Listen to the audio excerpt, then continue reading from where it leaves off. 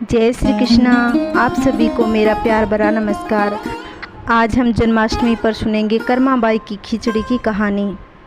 राजस्थान के नागौर जिले के गांव कालवा में एक जाट किसान जीवन राम डूडी के घर एक कन्या का जन्म हुआ। कन्या का जन्म होने पर पिता जीवन राम को अत्यंत खुशी हुई। उन्होंने उस कन्या का नाम कर्मा रखा। कर्मा को सभी लोग कर्माबाई ही बुलाते थे। जीवन राम स्वयं एक कृष्ण भक्त थे। अपने घर में उन्होंने कृष्ण भगवान का मदन मोहन के नाम से मंदिर बना रखा था, जहाँ वे रोज भगवान श्री कृष्ण की पूजा करते, भगवान को भोग लगाते तथा भगवान को भोग लगाने के बाद ही स्वयं भोजन ग्रहण करते थे। उनके घर नित्य का नियम था। इसी प्रकार समय बीतता गया। कर्माबाई रोज अपने पिता को कृष्ण भगवान की पूजा करते हुए देखती, उनको भोग लगाते हुए देखती। भगवान को भोग लगाने के बाद ही वे भोजन ग्रहण करते। यही सब देखते देखते सीखते हुए बचपन बीत गया। कुछ वर्षों के बाद कर्माबाई के पिता कुछ दिनों के लिए तीर्थ यात्रा पर चले गए। तीर्थ यात्रा पर जाने से पहले पिता जीवन राम कर्माबाई को भगवान की पूजा विधि समझाई और कहा कि भगवान को भोग लगाकर ही भोजन ग्रहण करना और इस तरह घर का ध्यान रखना। इस प्रकार भगवान की पूजा और घर की देखरेख का काम कर्माबाई को सौंपकर उनके पिता कुछ दिनों के लिए तीर्थ यात्रा पर चले गए। अब अगले दिन कर्माबाई ने सुबह जल्दी उठकर कृष्ण भगवान को भोग लगाने के लिए बाजरे का खिचड़ा बनाया। कर्माबाई ने खिचड़े की थाली में डाला, उसमें घी और गुड़ मिलाया। कृष्ण भगवान को भोग लगाने के लिए खिचड़े की थाली भगवान के सामने रख दी। उसने कहा, हे भगवान, जब भी आपको भूख लगे तो खिचड़ा खा लेना, तब तक घर का दूसरा काम कर लेती हूँ। यह कहकर वह अपने काम में लग गई। कुछ देर बाद उसने आकर देखा कि थाली तो वैसी की वैसी रखी है, भगवान ने तो भोग लगाया ही नहीं। उसने सोचा कोई बात नहीं, अभी भगवान को भूख नहीं होगी, कुछ देर बाद खा लेंगे। ऐसा सोचकर फिर अपने काम में लग गई और बीच में बार बार देखती रही कि भगवान ने भोग लगाया कि नहीं, पर भगवान ने भोग नहीं लगाया। इस प्रकार दोपहर का समय हो गया। अब कर्माबाई को चिंता होने लगी कि भगवान ने भोग क्यों नहीं लगाया, क्या खिचड़ा अच्छा नहीं बना, उसमें घी और गुड़ की कमी है। ऐसा सोचकर उसने खिचड़े में थोड़ा और घी और गुड़ मिला दिया।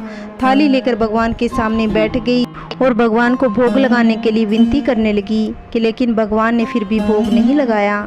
तब कर्माबाई ने भगवान से कहा कि भगवान, आप भोग लगा लीजिए, आपकी पूजा की और आपके भोग की जिम्मेदारी पिताजी मुझ पर दे के गए हैं।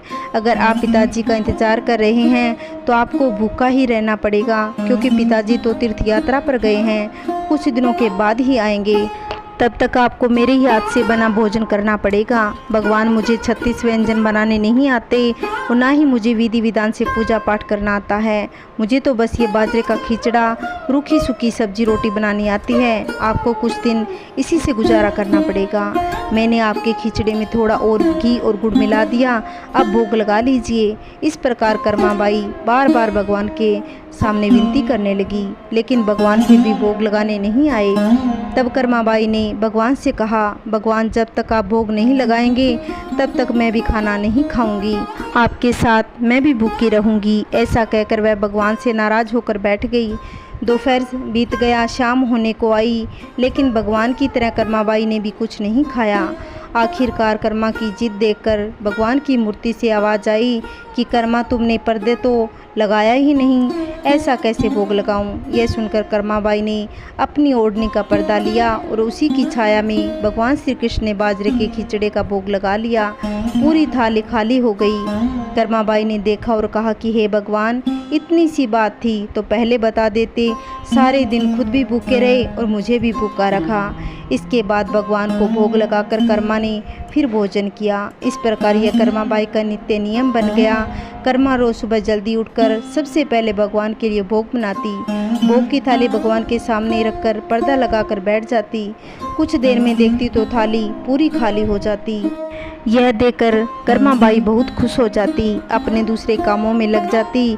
कर्माबाई का यह भाव था कि भगवान को सुबह जल्दी भूख लग जाती होगी, इसलिए वह सुबह सवेरे जल्दी उठकर विधि विधान में पड़े बिना सबसे पहले भगवान के लिए भोजन बनाती। बड़े प्रेम से भगवान को भोजन खिलाती। भगवान को भोजन खिलाने के बाद निश्चित होकर स्नान आदि करती, घर के दूसरे काम करती। यह क्रम लगातार चलता रहा। कुछ दिनों के बाद कर्माबाई के पिता तीर्थ यात्रा करके घर लौट आए। पिता के आने पर कर्माबाई ने उन्हें बताया कि पहले दिन जब उसने भगवान श्री कृष्ण को भोग लगाया तो कैसे भगवान ने सारे दिन नखरे किए, शाम को जाकर खिचड़ा खाया। अब तो भगवान श्री कृष्ण सुबह जल्दी भोग लगा लेते हैं और पूरी थाली खाली कर देते हैं। यह सुनकर कर्माबाई के पिताजी आश्चर्यचकित रह गए। कृष्ण भक्त पिता को कर्मा की सरल प्रेम भक्ति भगवान श्री कृष्ण की कृपा को समझते देर नहीं लगी।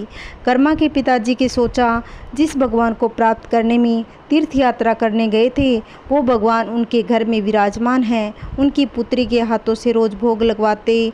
मन में ऐसा सोचकर वे कर्माबाई को अपनी पुत्री के रूप में प्राप्त करके अपने आप को धन्य समझने लगे। उन्होंने कर्माबाई से कहा कि पुत्री, आज से तू ही भगवान की सेवा करना, रोज भगवान को अपने हाथों से भोग लगाना। ऐसा सुनकर कर्माबाई बहुत खुश हुई। रोज इसी प्रकार सुबह जल्दी उठकर अत्यंत प्रेम भाव से भगवान श्री कृष्ण को भोग लगाने लगी। इस प्रकार यह उसका रोज का नियम बन गया। कुछ वर्षों के बाद कर्माबाई के पिताजी देवलोक गमन कर गए। कर्माबाई अकेली रह गई, इसलिए कर्मा का घर में मन नहीं लगता था। इसलिए कर्मा के घर भगवान श्री कृष्ण की मूर्ति लेकर अपने गांव कालवा को छोड़कर तीर्थ यात्रा पर निकल गई। भारत में अलग अलग तीर्थों के दर्शन करते हुए कर्माबाई जगन्नाथपुरी पहुंच गई। जगन्नाथपुरी में कर्मा ने निवास करने का निश्चय कर लिया। कर्मा ने एक छोटी सी कुटिया बना ली, उसमें निवास करने लगी। अब कर्मा रोज अपने नियम के अनुसार सुबह सवेरे जल्दी उठकर भगवान श्री कृष्ण के लिए बड़े प्रेम से खिचड़ा बनाती, भगवान को थाली में भोग लगाती। कुछ देर में भगवान खिचड़ा खा लेते, थाली साफ हो जाती। इसके बाद कर्मा अपने स्नान आदि से नित्य कर्मों में लग जाती। इसी प्रकार यह कर्म निरंतर चलता रहा।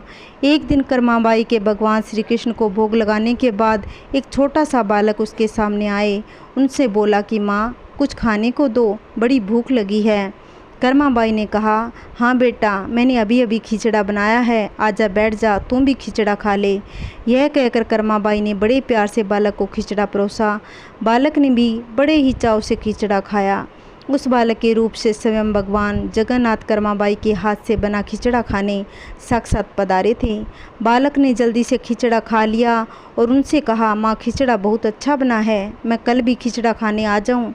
कर्माबाई ने कहा, कल भी आ जाना बेटा, रोज़ खिचड़ा बनकर रखूँगी, रोज़ खिचड़ा खाने आ जाया कर। बालक ने कहा, ठीक है माँ, मैं रोज़ खिचड़ा खाने आया करूँगा। यह कहकर बालक चला गया। अगले ही दिन बालक रोज़ सुबह सवेरे कर्माबाई के पास खिचड़ा खाने आने लगा।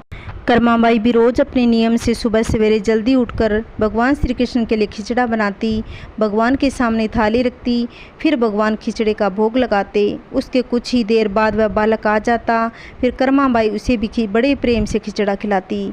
उसके बाद अपने स्नान, ध्यान आदि दैनिक कार्यों में लग जाती। यह क्रम इसी प्रकार चलता रहा।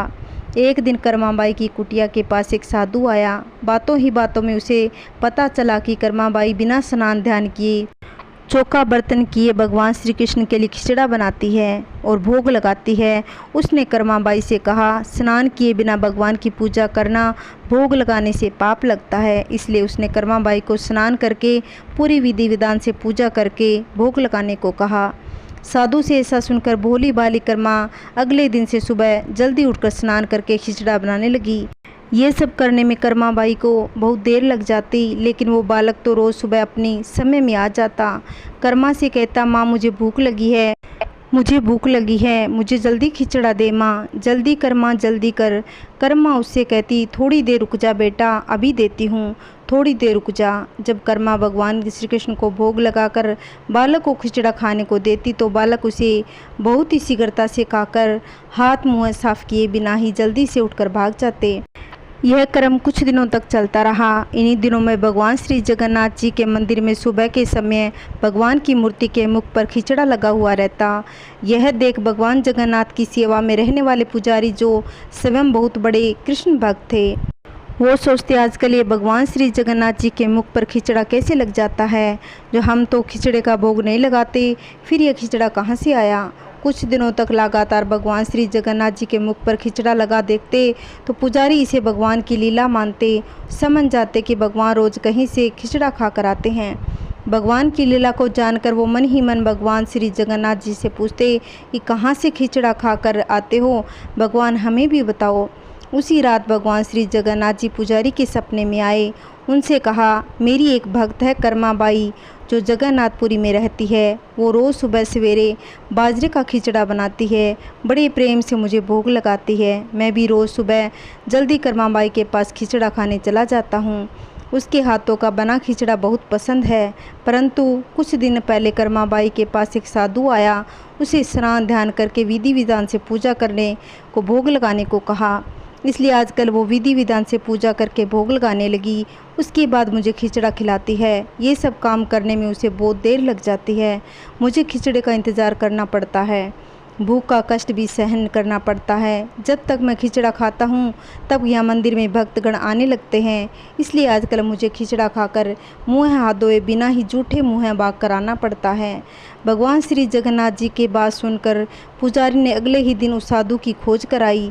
उस साधु को बुलाकर उसे सारी बात बताई। पुजारी से यह सब जानकर साधु घबराया हुआ कर्माबाई के पास गया। उसने कहा कि आप पहले की तरह ही सुबह जल्दी ही भगवान को खिचड़े का भोग लगाया करो। आपके लिए किसी नियम या विधि विधान से पूजा करने की आवश्यकता नहीं। साधु यह सुनकर कर्माबाई अगले दिन पहले की तरह भगवान को खिचड़े का भोग लगाने लगी। उस बालक को भी बड़े प्रेम से खिचड़ा खिलाती क्रम कई वर्षों तक चलता रहा। एक दिन कर्माबाई इस संसार चक्कर को छोड़कर प्रभु धाम चली गई। उस दिन जगन्नाथपुरी के मंदिर में भगवान श्री जगन्नाथ जी श्री विग्रह के नयनों में आंसू बह निकले। यह देखकर मंदिर के सभी पुजारी जगन्नाथपुरी के राजा मंदिर में उपस्थित हो गए। प्रभु से विनती करने लगी कि प्रभु, क्या हमसे कोई भूल हुई है या अपराध जिसके कारण जगत के पालनहार के आंखों में आंसू निकल आए।